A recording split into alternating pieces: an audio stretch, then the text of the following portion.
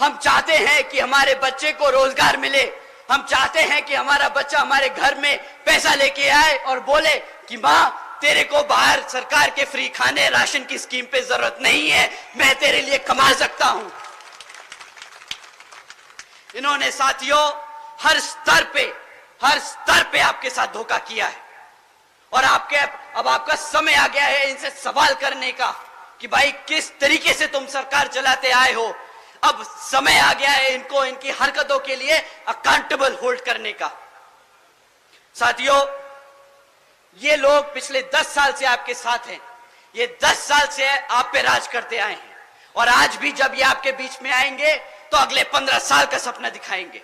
ये अपना पिछले 10 साल का रिपोर्ट कार्ड नहीं देंगे आपको। साथियों, मैं बहन जी का गवर्नेंस मॉडल आपके सामने रखता हूं।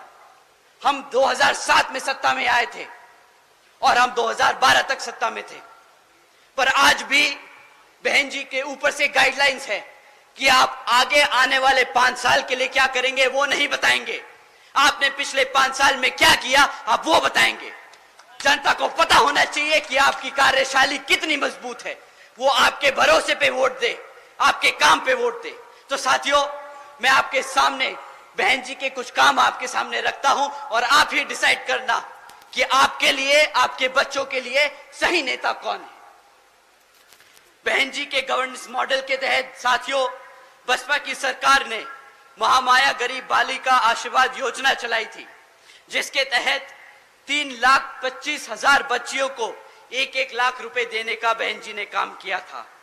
साथियों, बहन जी ने अपनी सरकार में 3,250 करोड़ रुपए अपनी बच्चियों को 1-1 लाख रुपए देने का काम किया जब वो पैदा हुई, ताकि जब वो 18 साल की हो तो उनको अपने माँ बाप या अपने किसी भाई बहन पे डिपेंड ना होना पड़े, वो अपने पैरों पर खड़ी हो सके। देश में पहली बार पैदा होते ही बच्ची 1 लखपति बनी थी बहन जी के शासनकाल में। साथियों, बहन जी के गवर्नेंस मॉडल के तहत बीएसपी की सरकार ने सावित्रीबाई फूले बालिका शिक्षा योजना चलाई थी, जिसके तहत 7 लाख से ज्यादा बच्चियों को 12वीं तक की शिक्षा फ्री में प्राप्त कराई गई। यहां पे बहन जी ने फ्री में राशन नहीं बांटा, यहां पे बहन जी ने फ्री में शिक्षा बांटी है। आप सब जानते होंगे बाबा साहब क्या कहते थे। बाबा साहब कहते थे, अगर कोई शिक्षा प्राप्त कर ले, शिक्षा क्या होती है? शिक्षा शेरनी का दूध होता है, जो एक बार पी ले तो सिर्फ दहाड़ता है और दहाड़ता ही रहता है। बहन जी ने अपने प्रदेश में हर एक बच्ची को एक शेरनी बनाने का काम किया। साथियों, इस स्कीम के दौरान बहन जी ने अपनी बच्चियों के लिए 600 करोड़ रुपए खर्चे थे।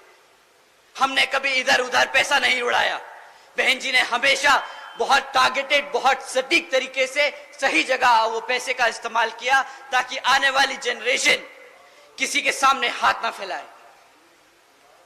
साथियों, बहन जी मॉडल ऑफ गवर्नेंस के तहत बसपा की सरकार में प्रदेश में कई व्यवसायिक technical institutions, engineering colleges, polytechnic एवं इंडस्ट्रियल ट्रेनिंग इंस्टीट्यूट्स एवं अन्य पिछड़े वर्गों के लिए इन सभी कॉलेजेस, इंस्टीट्यूट्स और एजुकेशन सेंटर्स में 27% सीटों की आरक्षण तय की। साथ ही साथ इसमें पहली बार सरकारी कॉलेजेस में पिछड़े वर्ग के लिए 27% आरक्षण हॉस्टल्स में तय किया। साथियों, बहन जी ने हर वर्ग का ध्यान रखा। वो चाहती थी कि हर बच्चा पढ़े, हर समाज, हर वर्ग का बच्चा पढ़े। किसी के लिए पढ़ाई के लिए पैसा एक मुश्किल ना बन पाए। यहां पे पिछले 10 साल से कांग्रेस, बीजेपी की सरकारें चलती आ रही हैं विभिन्न प्रदेशों में, और सत्ता में केंद्र में भाजपा की सरकार। क्या आप उनसे पूछिए कि भाई तुम फ्री की राशन की बात करते हो, कितने कॉलेजेस बनवाए तुमने, कितने कॉलेजेस चल रहे हैं, कितने बच्चों को तुमने पढ़ाया? सवाल आपके भविष्य का है साथियों। आपके आज वोट डालने से आपके बच्चों का भविष्य बदलेगा। आप लोगों ने अपना जीवन जी लिया है, आज आपके बच्चों के लिए आपको लड़ना होगा। साथियों, बहन जी के मॉडल ऑफ गवर्नेंस के तहत बसपा की सरकार ने सरकारी नौकरियों के साथ साथ देश में पहली बार सरकारी ठेकों में भी आरक्षण की व्यवस्था तय की। हमारे लोग, पिछड़े वर्ग के लोग, बहुजन लोग खाली सरकारी नौकरियों में आगे नहीं बढ़ेंगे, वो प्राइवेट सेक्टर में भी आगे बढ़ेंगे। वो अपने पैरों पर बिजनेस खड़ा कर खड़े होंगे। साथियों, वो अपने आप को नौकरी मांगने नहीं, नौकरी देने लायक बनेंगे। बहन जी ने हमेशा से आप सबके लिए हमेशा आगे के लिए सोच के काम किया। साथियों, बहन जी के मॉडल ऑफ गवर्नेंस के तहत बसपा की सरकार ने कृषि व संबंधित कार्यों में सबसे पहले मिनिमम वेजेस को 55 रुपए से बढ़ाकर 100 रुपए प्रतिदिन किया। साथियों, साथ ही साथ अन्य पिछड़े वर्गों के लोगों की क्रीमी लेयर की वार्षिक आय 3 लाख रुपए से बढ़ाकर 5 लाख रुपए कर दी, ताकि उन सभी लोगों को फाइनेंशियली लाभ हो सके। साथ ही साथ बहन जी के मॉडल ऑफ गवर्नेंस के तहत बसपा की सरकार में 90,000 से अधिक शिक्षकों को सरकारी नौकरी दी गई। 1 लाख से अधिक सफाई कर्मचारियों को सरकारी नौकरी दी गई। 2 लाख से अधिक जवानों को पुलिस फोर्स में भर्ती किया गया। और साथियों, अपने 5.5 साल के शासनकाल में 6 लाख से अधिक अपर कास्ट समाज के सभी कमजोर लोगों को विभिन्न सरकारी नौकरियों पे, पदों पे नियुक्त किया गया। और साथियों, आप जानकर हैरान होंगे, ये सारे काम बहन जी ने तब किए जब पूरी दुनिया आर्थिक मंदी के दौर से गुजर रही थी। इसे कहते हैं फाइनेंशियल इंस्टीट्यूशन, फाइनेंशियल नॉलेज की एक सेंसिबल तरीके से गवर्नमेंट रन करना। साथियों, बहन जी ने कभी सरकारी खर्चे से अपनी सरकारी नीतियों को चमकाने का काम नहीं किया। जो आप सब जानते हैं, भाजपा बखूबी जानती है।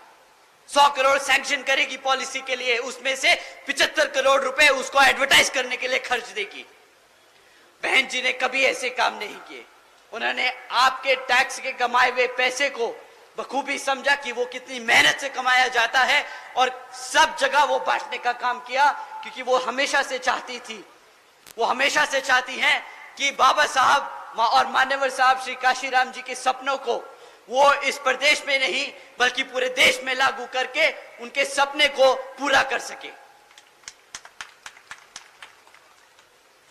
साथियों, मैं दिल से ही नहीं बल्कि दिमाग से भी आपसे बोलूंगा कि काम ले इस बारी। दिल से आदमी भावुक होके बोलता है, भावुक होके एक्शन लेता है। कभी लगता है कि यार मेरे समाज के, मेरे परिवार के, मेरे दोस्त यार के यहाँ घटना हुई तो मैं भी उसके साथ जाके खड़ा हो जाऊं, मैं भी आंदोलन करूं, मैं भी पुलिस से झगड़ूं, मैं भी एसपी और डीएम से लड़ूं कि उसको न्याय मिलना चाहिए। साथियों, ये भी तरीका होता है, बट ये कभी बीएसपी का तरीका नहीं रहा। कभी भी बीएसपी के लोग सड़क पे उतरकर किसी से लड़ाई झगड़ा नहीं करे। हमारे लोगों ने हमेशा सूझबूझ और दिमाग से काम लिया। बहन जी ने हमेशा समझाया कि साथियों, सड़क पे उतरकर झगड़ा कर आपको आपके लोगों के लिए न्याय नहीं मिलेगा। आपको अपने समाज के लोगों के बारे में और अपने समाज को जागरूक करके, वोट डाल के अपने लोगों को तख्ता में बिठाकर उन लोगों के लिए न्याय मिलेगा। साथियों, पिछले कुछ सालों से आप लोगों के बीच में इन विरोधी पार्टियों ने किस्म किस्म के लोग छोड़ रखे। अब नाम लेके उनको बताना क्या, उनको हवा देने की कोई जरूरत नहीं, पर वो आप लोगों को कुछ इस तरीके से भटका रहे हैं, वो मैं काम आपके सामने रख देता हूं और आपको बोलता हूं कि आपसे विनती करता हूं कि उनके चक्करों में ना पड़े, क्योंकि एक बार आप उनके चक्करों में फंस गए तो फिर वहां से निकालना बहुत मुश्किल होगा। साथियों, ये आदमी अपने आप को मसीहा बताता है। ये आदमी कहता है कि मैं सड़क पे उतरूंगा अपने समाज के लिए, आंदोलन करता है, झगड़ता है, लड़ता है, हमारे युवा साथियों को लेके पहुंच जाता है।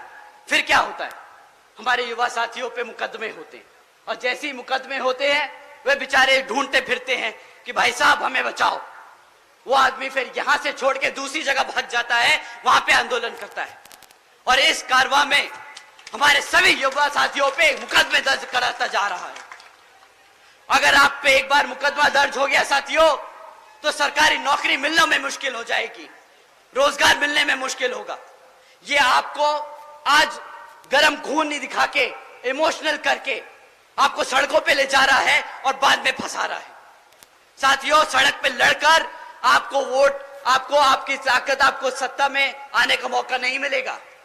आपको अपने समाज को जागरूक करके, अपनी पार्टी को मजबूत करके उसको सत्ता में लाकर न्याय और रोजगार मिलेगा साथियों। ऐसे नहीं मिलता रोजगार, ऐसे नहीं मिलता न्याय।